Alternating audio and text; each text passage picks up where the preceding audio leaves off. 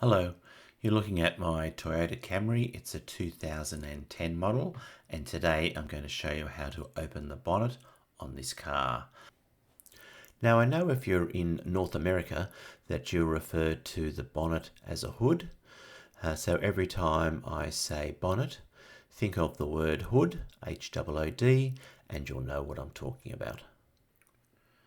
Now the first step is to open the driver's side door on this car, and this is a right-hand drive, so I'm opening the right-hand door on the car, and then there's the steering wheel on the right-hand side, and just down below the steering wheel is the release switch, just down there on the right-hand side.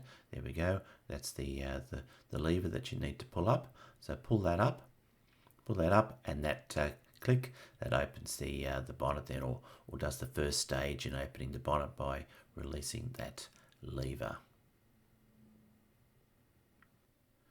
So the next step there is to come around to the front of the car and put your hand under that little gap that's created under the bonnet, and then feel around there until you find the lever there, the second lever that needs to be released. So find that with your hand and push that lever over to the left to release the bonnet.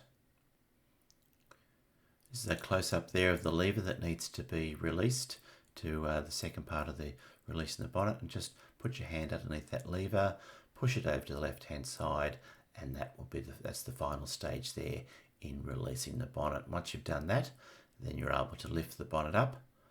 Lift the bonnet up, and the bonnet lifts slowly up because it's being supported by two black gas struts on each side of the bonnet, and there it just takes a few seconds for the bonnet to rise up and be fully opened.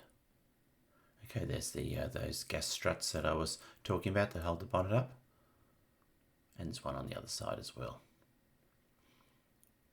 Okay, well I hope you've enjoyed the video. Thanks for watching, and goodbye for now.